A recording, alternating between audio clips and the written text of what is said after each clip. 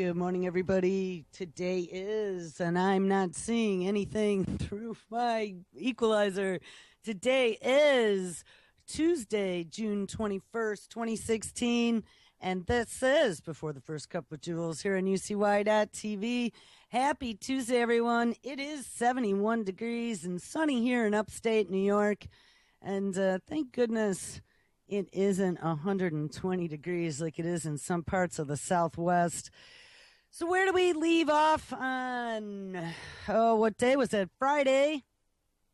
We titled the show Caveat Emptor, Universal Cancer Vaccine, CRISPR, Shrooms, Corn, and Humans. And we talked about a lot of crazy things probably over the last 5 weeks or so in regards to shape-shifting vaccines, all kinds of splicing and dicing with our DNA and making custom organisms that then they want to put into us and change us for the better in the vision that they have laid out for the future. So what I want to talk about today, I want to continue on some of this CRISPRing because I don't think people realize like how far things have gone and gone very quickly. We were discussing on Friday the CRISPR technology. We've talked about that for probably the last year or two. And their new way of utilizing CRISPR, zipping and unzipping strands of DNA and inserting things and then zipping them back up, how that physically circumvents the old school of what they considered genetic modification. You're no longer necessarily inserting a foreign organism into the DNA. You're manipulating the DNA of that organism in order to make it do something else. So they can, manipulate bacteria and have them produce things, turn them into little living factories. And I'm telling you, they are hacking all of nature right now. And what is next up on the plate is humans, and it's a full-out assault. This is all tied to this 21st Century Cures Act, precision medicine, Obama's vision for 21st century America. It's going to bring us all the jobs. And remember, it also managed to get rid of that bottom line item budget for R&D for big pharma, the mad science gone mad sprinkle funding from DARPA at all the universities, where they are now using our children and the best and the brightest to become this science class, the scientists, the ones who are the only ones who understand this complicated stuff that we're working on right now. And just be quiet, Johnny. Don't you go complaining, because we're going to tell you what's best for you. And it's all in the name of building this new world where there's a plenty. Remember, the robots are going to take all the jobs, but don't worry, because we're going to give you universal basic income, universal health care that's going to be done at a cellular and DNA level. You won't even need to go see a doctor in person anymore. We'll have little robot doctors. We never even covered that story. There's some brand new surgery robot, as they announced that, most of the deaths that occur in a hospital are caused by doctor error. Of course, we're ushering in a new era of artificial intelligences such as IBM's Watson that is running the back end of the Sloan Kettering Cancer Institute in Ohio, as well as many other things, underwear identification, and some biosensors. So anyway, as all of this is rolling out, it's becoming very apparent, it seems, to others. I've been squawking about this stuff for a long time, and people point and laugh at me and tell me to get that tinfoil hat on tighter. But I'm telling you, I don't think that it's a secret anymore. The cat is out of the bag. The tech billionaires that I've been helping for many years of my career are now taking financial control over a lot of these projects and ushering in this new era of merging between biology and technology. And on that note, we're going to look at some stuff that I ran across. I mean, we have weeks of stuff to catch up on, but I'm telling you, some crazy stuff just over the last few days, and it's everything that we've talked about. Like, it's just beyond insane. So we looked at the CRISPR mushrooms. We looked at the CRISPR DuPont corn. We also, when we were looking at edible vaccines back a few days ago, we had read how corn was just such a perfect tool to be an edible vaccine because we know so much about it and how to splice and dice it. And there's so much texture in there to be able to put your antigen that you want to get into your test base. And the test base seems to be in all of these new studies, humans. So, of course, the 21st Century Cures Act that's sitting in front of Congress is to sell us on how these regulatory agencies that were established in our country to, quote unquote, keep us safe have been failing us because technology is moving faster than regulation is. And because of that fact, this 21st Century Cures Act will give you the ability to become part of a human trial study before there has been any approval. And if things go successful, Nana, the old, the sick, the freaky new diseased, never before seen, the Ebola that still is, that now seems to be hiding in different body parts, such as eyeballs and testicles and joints, so it can't be treated appropriately. I mean, there are all the Zika that is just spreading, the disease that was never before dangerous. No one ever spent really a lot of time investigating because it was such a mild disease, is now spreading the world, creating children with deformities in the brain, just as this global brain project is ramping up to a frenzy. We have all these new patients out there now that we're going to be able to help. Guys, this is such a horribly disturbing picture that is being built here, and it can't be hidden any longer. And if you don't see it, and I mean, honestly, what are we going to do?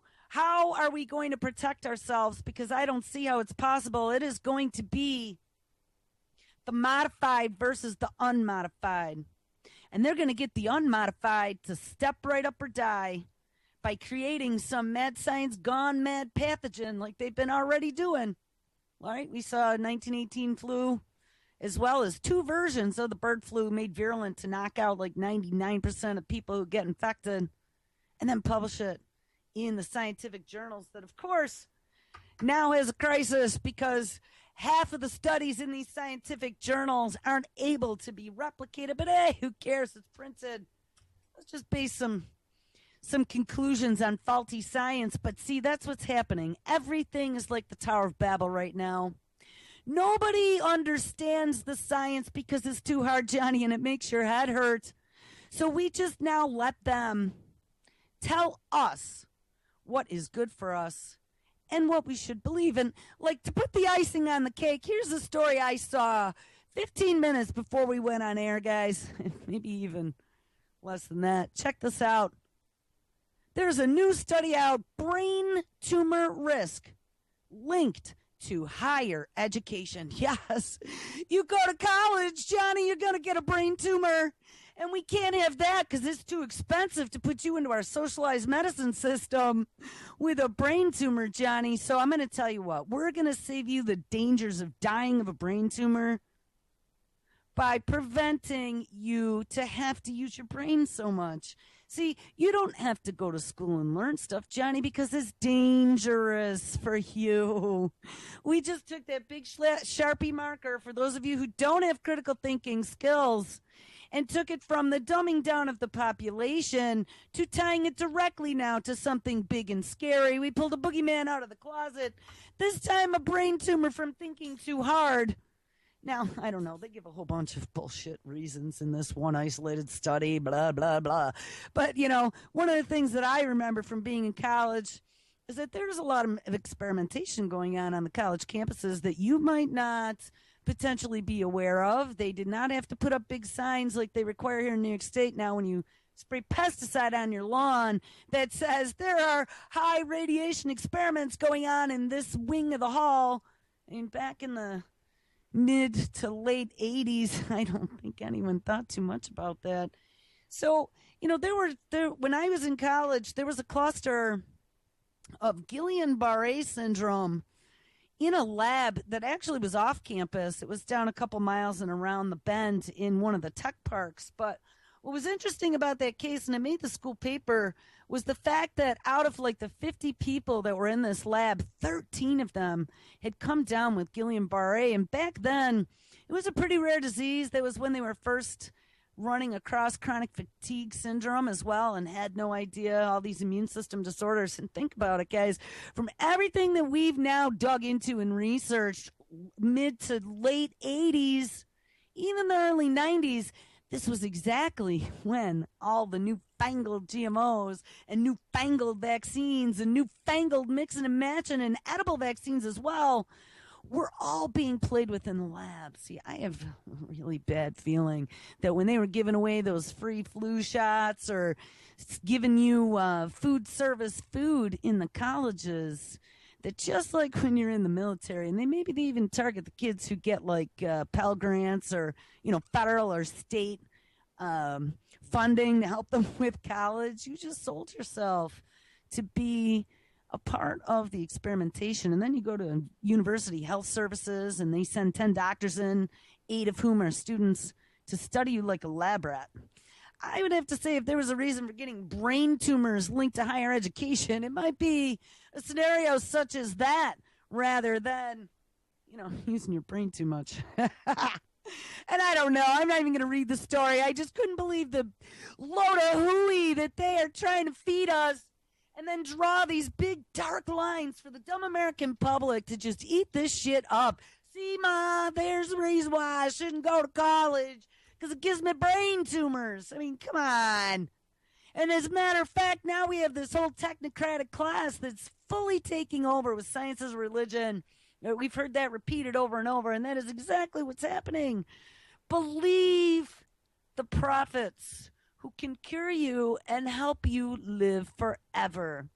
All right, so even more disturbing, we see the shape-shifting universal vaccine that we have talked about quite a bit. I've mentioned that there are 4 different projects that we have run across, and they're all related to the same project, but 4 different places where there were different stories of different angles of different things that they're messing with. And this one here we did not read, so I want to read this to you. This is titled Shape-Shifting Vaccines Wanted for Killer Viruses, April 13, 2016. And like I've said, it's a DARPA project. DARPA is focusing on creating vaccines that lie dormant until a virus appears and then self-replicate to outnumber their foes. And maybe we did read this. But if you remember, I've talked about that Blue Angel program back in 2006 where they were trying to create the universal flu vaccine. They started messing around with it in tobacco leaves. And once we got into Dr. Artston with the edible vaccines, we discovered that, yeah, they've been doing all kinds of stuff with all kinds of foods. And in the end, quote unquote, in the United States, they decided that instead of going after foodstuffs for vaccines, they were going to go after like leafy plants such as tobacco and lettuce. So here we've been messing with this for 10 years already, and it's just making news. Zika, Ebola, dengue, influenza, and chikungunya, those deadly viruses are crafty organisms that can mutate inside their hosts, quickly outdating any vaccine and rendering it useless. Notice they use all the keywords over the last 10 years. These are all the infections that we've had. They forgot to mention bird flu and maybe even swine flu. That should have been in there, guys. But good job, because all the mosquito viruses are what are on the forefront of the mainstream brain dump. In an effort to stay one step ahead of these formidable foes, the Defense Advanced Research Project Agency, more affectionately known as DARPA, recently announced a new project to help develop shape-shifting vaccines that cannot be outsmarted. The new DARPA project, called Intercept, was created to outpace evolving pathogens with a therapy that can adapt in real time. And what's even more frightening about this, and I think I mentioned this before, is that DARPA Dan was working on something almost identical to this for the Internet of Things. When we first talked about DARPA Dan's project with the intrusion detection and prevention system to make the Internet safe, because remember, it was never developed to be safe, developed by DARPA, mind you. But he was going to protect the Internet of Things because, oh my goodness, any hacker can hack your baby monitor or your thermostat or soon to be Nana's biosensor to take urine samples 3 times a day. The Internet of Things self-patrolling security system was akin to an immune system for the Internet.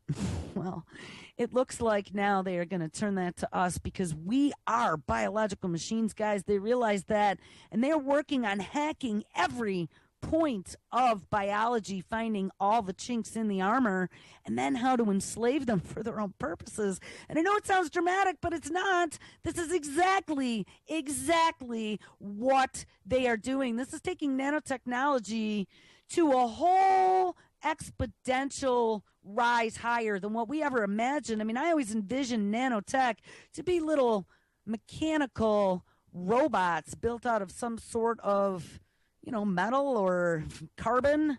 But oh no, it's gotten beyond that. Yeah, it's carbon. It's us. It's biology. Anyway, let's get back to this. So, yes, they recently announced a new project to develop shape-shifting vaccines that cannot be outsmarted. This new DARPA project called Intercept was created to outpace evolving pathogens with a therapy that can adapt in real time, shape-shifting as fast as the targets do. Intercept isn't starting from zero, fortunately. The agency plans to build on existing lab-grown snippets of genetic material called TIPS, which we've talked about TIPS before, short for therapeutic interfering particles, and packaged in protein shells familiar to a person's immune system. These little guys can operate like incredibly persuasive secret agents for the body. This is just horrifying. I will guarantee you that they probably already have this stuff in us, or they're planning on getting it in us somehow. TIPS enter host cells in a way that is similar to viruses. And of course, it is also similar to the way that they genetically modify. We've run across that. Viruses are able to scan cells and find any of the weaknesses and utilize those weaknesses to break into the cell. Once inside the cell, they replicate. So viruses have just been such a perfect tool, or at least mimicking the way nature utilizes viruses. However, they do not contain the genetic material designed to hijack a cell and force it to replicate more copies the way that viruses do. Instead, TIPS lie in wait until a virus infects a cell. And then at that point, and we did read something about this project, they begin to self-replicate all over your body to compete with space with the virus. TIPS quickly outnumber the virus, which then becomes a screeching halt. Says, think of TIPS made from genetic material, and they have a potential to evolve alongside the viruses too. So you're going to have something that self-replicates in response to detecting a pathogen. And it's going to self-replicate so much that it's going to self-replicate more than the pathogen would have, so much so that it starves out the pathogen, and then it'll be able to evolve within your body, and you are going to step right up and have them inject this into you because it's going to make you safe from everything. I don't know if I would be standing in line for that one. And we talked about that cohort program last week, the Precision Medicine Cohort Program, looking for 1 million volunteers in the United States to be big pharma guinea pig, phase 1 trial, human experimentation, and people are gonna do it. It's all about doing it in the name of science It's all about your belief in doing it for the good of all, to live forever. It's cracking the secrets of nature. It's just very, very, very disturbing. And don't forget, we got Zika going into phase 1 trials as well as the HIV starting mass human trials in South Africa. Anyway, TIPS aren't quite ready for deployment yet, thank goodness. DARPA still has to develop one that can stay dormant in uninfected cells and then start replicating fast enough to outcompete viruses once infection happens. How are they going to prevent this from overwhelming your immune system and going awry or mutating, especially if they replicate uncontrollably like a cancer? The agency also plans to create computer models for designing effective tips, and they need to conduct long-term studies of tips coevolution with a virus. But early DARPA-funded studies seemed promising, and engineered tips reduced the viral loads by nearly 20-fold for cells growing in cultured dishes. They've clearly done plenty of recon. Ha ha! And now it is time to prepare the troops for battle. Step right up. I bet the soldiers are going to be the first ones to have to take this stuff. When it comes to viruses like Zika and Ebola, the only way to destroy them is from the inside. So step right up, people. Step right up and stay safe, because Zika is coming to all of the United States. I just saw that they are spraying all kinds of insanity all over New York City. Millions of unsuspecting people who aren't even going to question it, because why? Oh, yes. In New York, where we get the super freeze and the polar vortex, we have so many Zika mosquitoes. Well, listen, the FDA just approved the first human trials of the Zika vaccine, June 21st, 2016. By the way, happy summer solstice. Forgot to mention that because I was too worried about whether or not I was on air. The U.S. Food and Drug Administration has approved the first human tests of an experimental Zika virus vaccine because, oh my God, it's an emergency. And it is. Said the makers of the drug on Monday.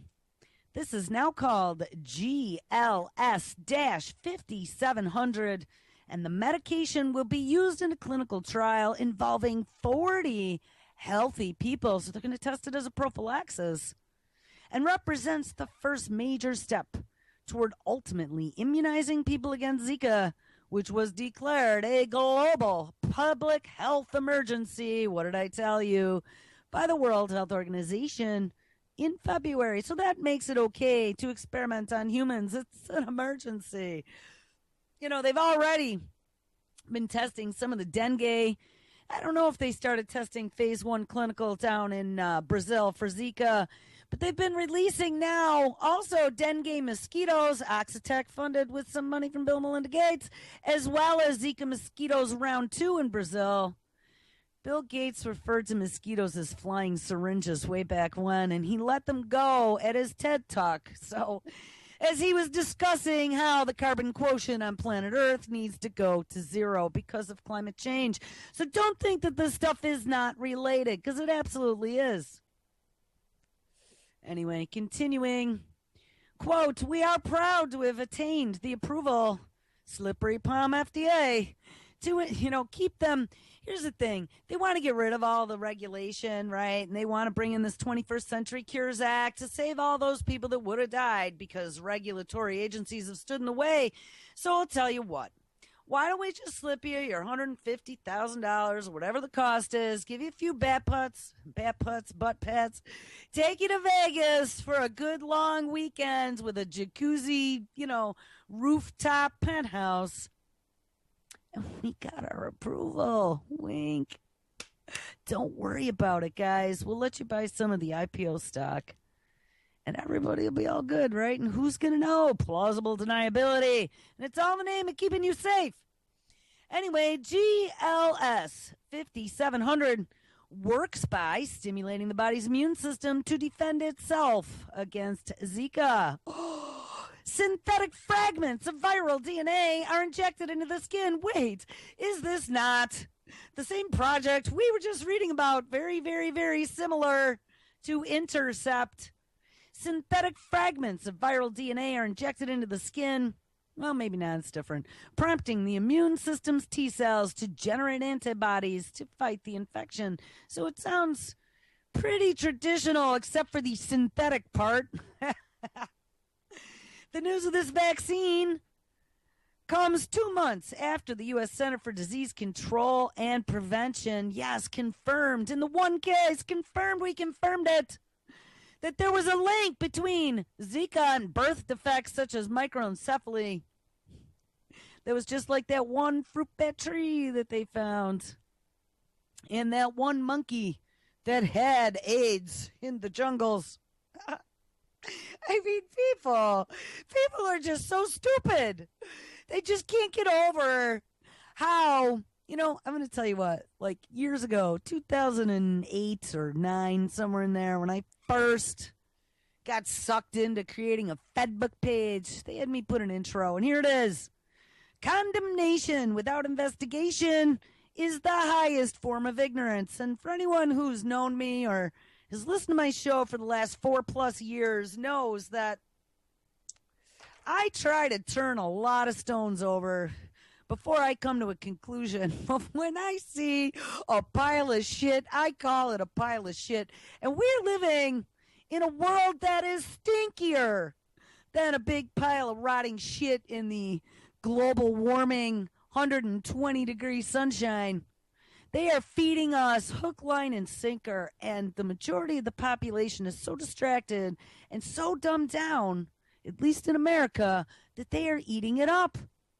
They are eating it up, and the tides are going to carry us right over the cliff like lemmings. We need to build a wall. Build a wall so we don't go off the cliff.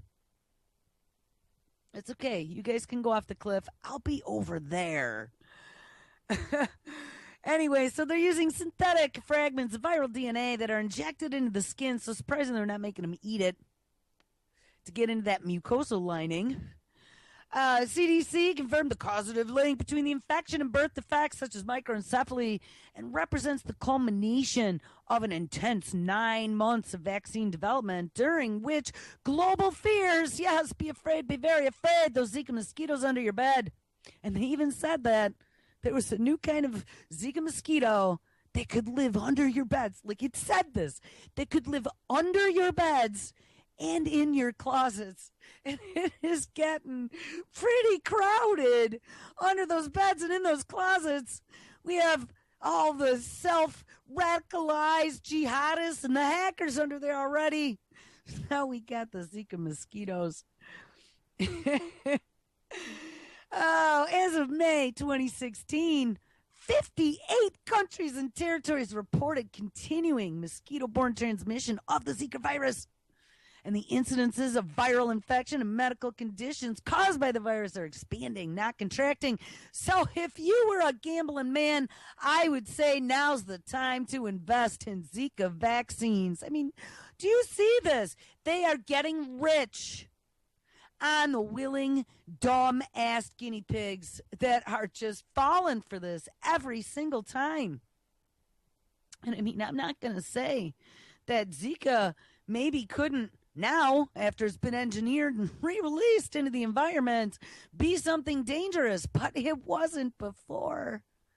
It must have been a mutation due to climate change. That's how they spin these things. Don't fall for the line of shit. Now, what are we going to do when we have Zika mosquitoes all over and they're flying little syringes infecting people with these super diseases that they have no cure for except for shape-shifting immune systems or some new synthetic DNA fragment that needs to get injected into you? This is how they're going to transhumanize everyone, even the ones who are calling bullshit, because you'll have no choice. Get vaccinated or you die. That's it. It's over. That's it. It is worth pointing out that just because GLS 5700 has reached human testing, there is no guarantee that it will turn out to safely immunize people against Zika. So, in other words, out of those 40 healthy adults who are going to step right up and get this injected into them, this is not saying that this is a safe endeavor. These people are as brave as our astronauts who went to the Disney facility and got into the movie that showed them on the moon. You know, I don't even know what to believe anymore, people. It's getting very difficult for me to read this stuff, post this stuff, digest this stuff, connect the dots to this stuff, and then speak about this stuff in any way that has any coherence. I don't know. I mean, I don't have a plan. I am at plan A, B, C, D, E, F, and G, and then I have one called Z that's under the mattress, and I'm out of plans. All my plans are used up, and now we are in the realm of dystopian freaking nightmare on acid is where we've reached. And it is spinning. The room is spinning, and I don't know which way to go, but I don't think there is a way to go. I think we are now just in the front seat of the roller coaster, and the only thing left to do is to be like the guy that was sitting up in the control tower as the Titanic was going down, reporting what we see, hoping it survives, and somebody hears this later and goes, holy fucking shit, that's what happened. You know, we become part of the underground archive that help humans try to regain 1.0 again. We need to start seed banking sperm somewhere in some liquid oxygen tanks underground. I don't know, man. I just don't know what to say. All right. Anyway, so do we continue with this? I mean, I don't want to read anymore. Yeah, FDA has reviewed it. They're going to approve it. Of course they are. Earlier this month, scientists from the University of Texas, hey, guess what? That's where they were working on the Ebola tobacco thing in the DARPA Blue Angel Project. Who would have thunk it? Published findings on how protein called interferon-induced protein 3 could help reduce Zika's ability to infect brain cells. Yes, lots and lots of new candidates for brain research. I was just reading yesterday, too. We have millions of neurologists that are working on their PhDs right now, and the industry is trying to figure out what they're going to do with all these neurologists once they get out of school. Well, they've decided that they're going to put them to work into the study of individualized parts of the brain, being able to help them build applications to determine behavior, into the microbiome project to help them understand how putting in and removing different types of bacteria from the gut directly influence the production of chemicals in the brain and your personality, as well as different personality traits. I mean, it has gone so over the top. People aren't going to know what hit them. If you've been out of the loop just for a few months, you would probably fall off your chair if you scroll back through just 2 months of Before the First Cups posts on my Facebook page or my Twitter feed. By the way, anyone wants to hit my Twitter feed if you don't want to do Fedbook, go to twitter.com/Jule, Jule, Stan, STAN1. And that is Before the First Cups Facebook feeding out there. But telling you, there's some stuff that'll make your hair raise on end. So now, because we have all these great new investors, of course, in Zika, and because it is spreading everywhere, we read the other day about those edible vaccines in one place, even though they said that they're not working on food vaccines here in the United States anymore, because God forbid it might end up like the Protogene, I believe the company was called, the Protogene debacles, not one but two Protogene debacles, where genetically modified food vaccine pollen actually got into the environment and potentially infected an alfalfa crop, or it was a soybean crop that was going to be used in baby formula, and another corn crop as well. They had to burn them all in hazmat suits. But we found out that there was still a lot of research, tons of research, and recent publications being published on edible food vaccines coming out of India. India, of course, is where Bill and Melinda Gates, long 25 years ago, already started setting up their programmer boot camps and training Indians to be very proficient in technology. It seems that there's a lot of bioscience going on as well. We read about Borat Pharmaceuticals, I think the name was, and that was one of the companies working on one of the brand new fangled Zika vaccines that where everybody else in the world wasn't paying attention to it, this company was, and it was with sprinkle funding from Bill and Melinda Gates, of course. Well, we see now that a lot of the edible vaccine research is also happening in India, and hey, step right up, LG Electronics is gonna hit a home run in India. They have now started selling a mosquito repellent television in India. Yeah, you're like, what? Yes, because India has so many people. Of course, India has 1 billion people that are now beta testing the electronic biometric universal ID system that was rolled out by IBM. Well, now we have the Indian arm of South Korea's LG Electronics. And how interesting. Also, we've been reading a lot about South Korea and some of their work that they've been doing with Samsung and Samsung's robotics, AI robotics factories that they just displaced 60,000 workers, I believe, in China with some of their automation robots. Yeah, South Korea is totally in the game. So is India. Keep your eye on them. They're shifty. They're being manipulated. Indian arm of South Korea's LG Electronics has begun selling a TV with a feature that it says repels mosquitoes, which can spread diseases such as what? Malaria, Zika, and dengue. Cha-ching! I gave LG Electronics an award yesterday. Wait a minute, I gotta zoom back. What did I call it?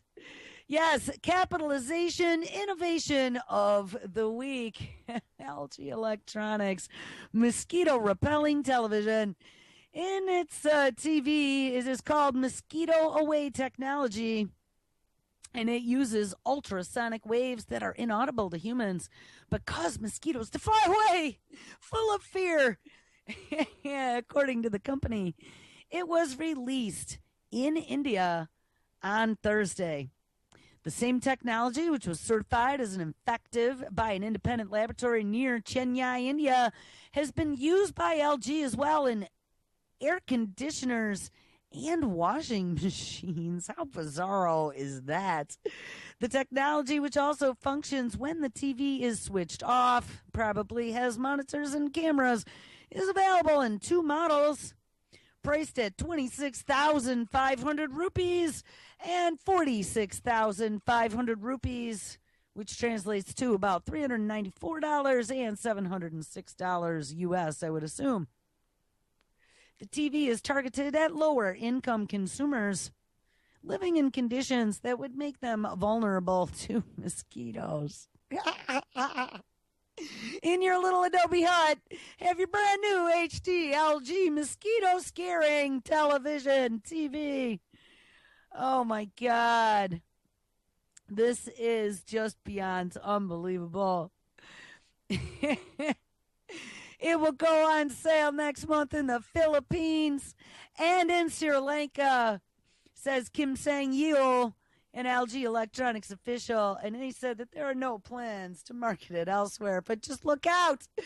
Southwest America, Southern, you're going to get Florida, Texas, Mexico is going to be big there. Yeah, Louisiana. You guys are all going to get your Zika TVs. We'll have Obama coupons. LG, and this would be the way to get surveillance into every household. LG said on its website that its TV is not intended to replace other mosquito deterrent devices, though. So Be afraid, be very afraid, but get your Zika TV in the bedroom and you'll be all set. It'll scare them out from under the bed. All right, so now we've been talking about all this crazy mad science. We saw a story, and I think this is where we kind of ended things on Friday. The National Institute of Health will no longer require special review for U.S. gene therapy trials. Now, regulatory agencies that are out there trying to keep us safe no longer require special reviews for gene therapy trials. No, it is just let it all go, genie out of the bottle. Let's genetically modify the planet without any concern for the consequences generations down the line. In a milestone for gene therapy, the National Institute of Health will no longer subject all proposed gene therapy clinical trials to a special review by a federal advisory committee. Nope, all done. Quote, given the progress in this field, and it's happening at an exponential rate, I am confident that the existing regulatory authorities can effectively review most gene transfer protocols and that a streamlined process will rubber stamp it all, will reduce duplication and delays in getting gene transfer trials initiated, says the National Institute of Health Director Francis Collins in a statement. Instead, the 40-year-old Recombatant DNA Advisory Committee, who knew that we had one of those for 40 years, will review only a few trials that pose special risks. Now, 40 years seems interesting. That's right around the time when we were doing all kinds of mad science gone mad in places such as Plum Islands and Fort Detrick, Maryland. Very interesting indeed. Originally created to review all gene transfer experiments, the Recombatant DNA Advisory Committee, or RAC for short, in the late 80s, shifted its focus mainly to gene therapy trials. Well, the late 80s is right about the time we started messing around with edible vaccines. The committee selects about 20% of the submitted proposals for discussion at public meetings. And as this field has matured, and gene therapy has been used to treat disorders such as inherited blindness and immune deficiencies, researchers have argued that the risks are no different than those with any other experimental treatments. They point out that they must already go through reviews by institutional ethics and biosafety boards and the U.S. Food and Drug Administration. So the RAC is now being redundant, and it slows down the progress to 21st century medicine. In December of 2013, an Institute of Medicine panel agreed, and they said that although the National Institute of Health should continue to register trials, the Recombatant DNA Advisory Committee only needs to publicly review protocols that cannot be evaluated by standard oversight bodies and pose unusual risks. For example, because they use some new vector. Today, Collins announced that the National Institute of Health has decided to accept the committee's recommendation on the RAC review of gene therapy, and the agency will soon issue a proposed change to its oversight rules for recombatant DNA research. So chuck it out a window. We don't need to look at it anymore unless it's considered, quote, unquote, dangerous. And you don't know how far down the rabbit hole we've already gone. Pisha. So what do we see? Out of the MIT Technology Review, first human tests of CRISPR proposed. So we saw over the last few weeks the first creation of the synthetic human genome has been suggested, and they want to be able to finance that and start developing it. They said there is nothing wrong with the ethics on that, and we will be able to create synthetic humans one day. But don't worry about it, because any of the embryos that are created will be destroyed soon enough. And even though the guy that is in charge of the project has written books about synthetic humans, he claims that the study that is being funded is only for creating them in a petri dish and seeing what happens. Well, Federal Safety Board next week, and this is from June 16th, so this week coming up here,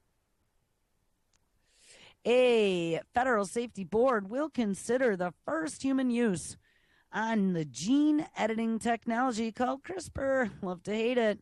According to the National Institutes of Health, the ones that don't oversee it anymore, the proposed treatment is an immune therapy in which a patient's own blood cells will be removed and then genetically altered using the technology called CRISPR, which is a type of molecular scissors able to precisely cut DNA.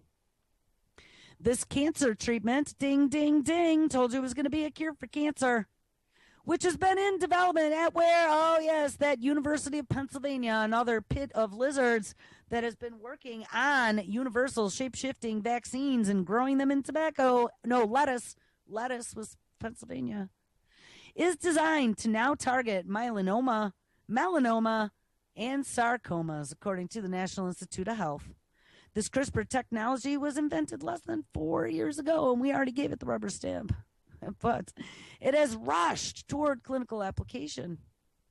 A Cambridge company called Adidas Medicine, which spun out of one of the Ivy League colleges up there, Harvard, I believe, previously said that it intends to begin trialing it on humans in 2017 using CRISPR to treat a rare eye disease. But this new proposal to use CRISPR to edit human immune cells could happen sooner than that.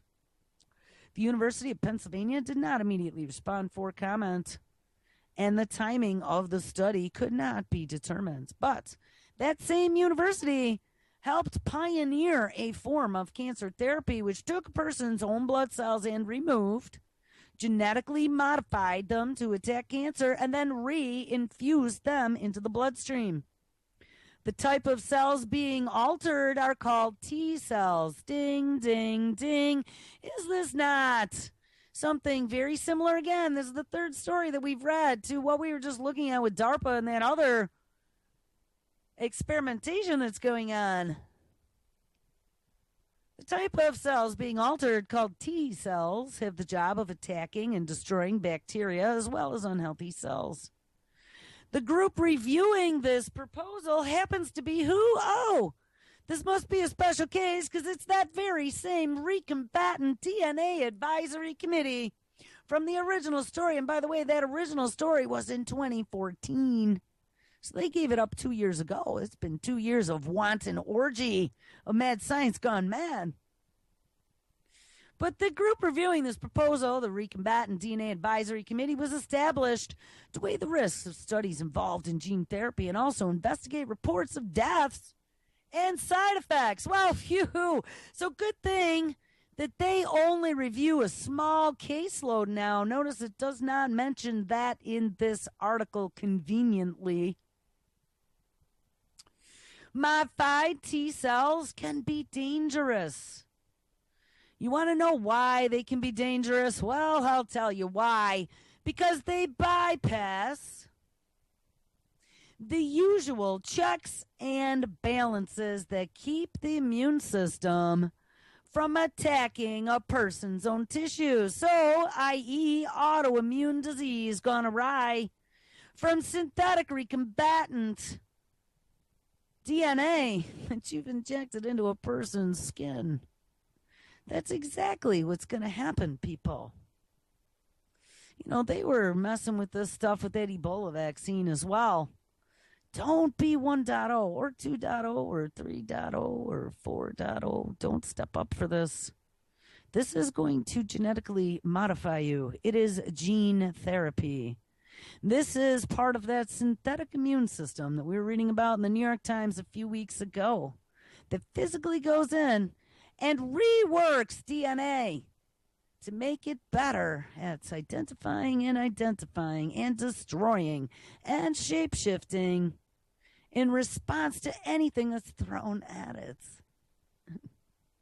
With now this new integrated synthetic DNA.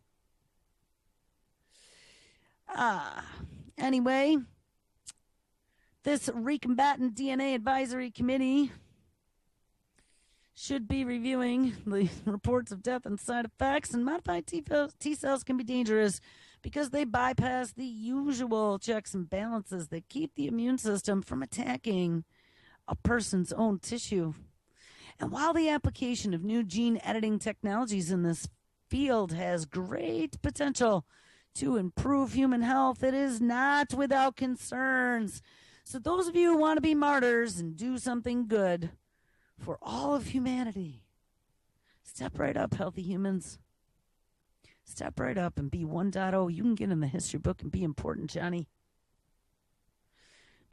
That's what they're going to say. And while the application of new gene editing technologies has great potential, it's not without concern, says Carrie Woltnitz, Associate Director of Science Policy at the National Institute of Health. Blood cells are edited with other methods, have previously been tried in humans to treat conditions such as HIV, and in previous instances as well as leukemias, but CRISPR technology is considered far easier to use. And the University of Pennsylvania proposal offers an example of a new wave of designer cell therapies. Yes, they do, DARPA funded, involving more extensive genetic engineering that was ever previously possible. Look out, put on a seatbelt. Researchers in the field of gene transfer are excited by the potential. They're rubbing their hands together and thinking about how they're going to become billionaires to repair or delete mutations, deletion that are involved in numerous human diseases in less time and at a lower cost than earlier gene editing systems. And according to an abstract published by the National Institute of Health, Penn University intends to undertake a small study in humans of T cells that are engineered to seek out myelinomas and other cancers. And what is new is that the cells will also be edited to remove two genes. One gene to be edited out is the PD-1, and it is a key off switch to the body's immune response. Now, that's a bad idea all around, turning off the immune's off switch. Without it, the T cells may overcome certain tumors' ability to avoid detection, and however, removing it and removing such controls could also pose great risk to the patient. Yeah, like your body consuming itself as if it were a foreign organism. What a bunch of absolute, utter insanity this is. And now to top it all off with lots of sloppy whipped cream and a half-rotten GMO cherry, because that's how we're going to end it. If this story will load for me, we're going to find out whose money is behind the new CRISPR tests on humans. MIT Technology Review. Facebook billionaire Sean Parker has been named as a perpetrator. I don't know. All of a sudden, here we go. Stop, puppy, stop. Money behind the first CRISPR test? Well, it is from internet billionaire Sean Parker. Yes, it is. The first proposed test of CRISPR gene editing technology in humans is being funded by internet billionaire Sean Parker, says the MIT Technology Review. The novel cancer treatment initially disclosed last week is being reviewed Tuesday, so today, by a federal advisory board in Washington, D.C., and could become the first clinical trial involving CRISPR in humans, which is a red-hot gene modification technology.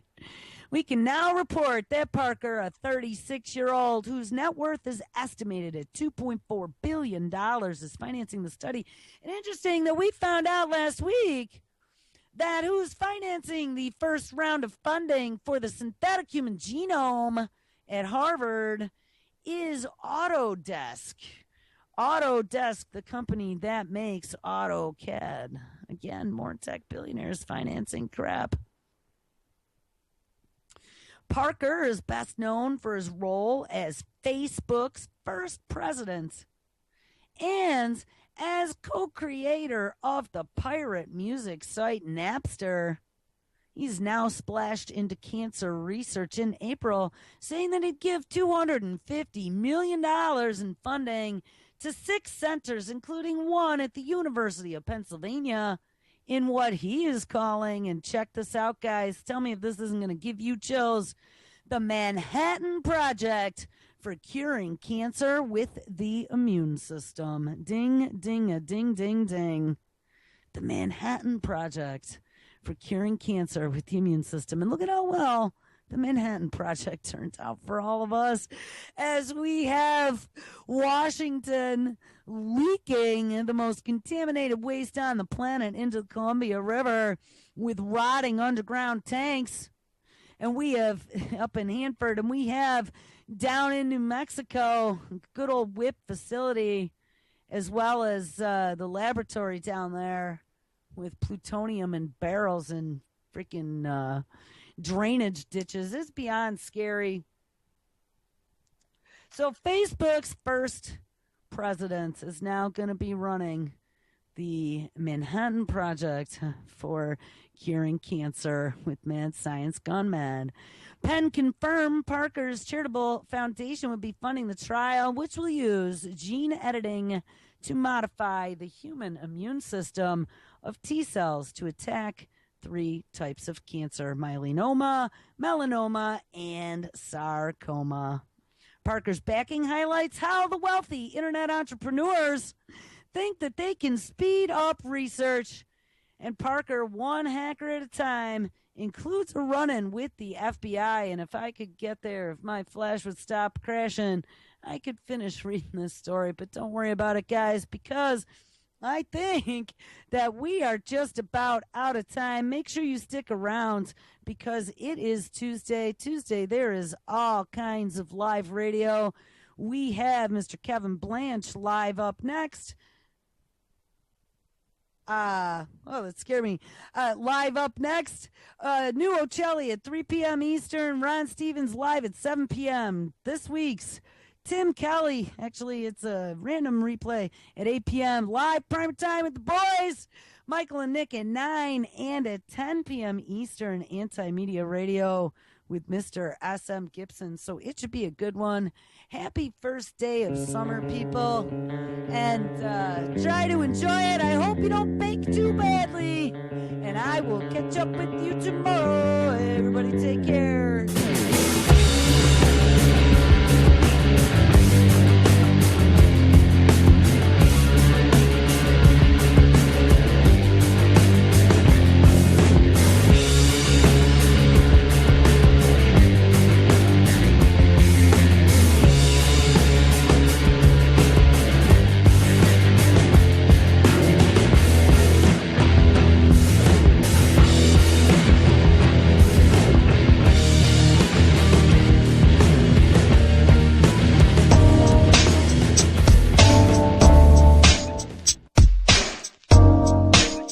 This is JJ.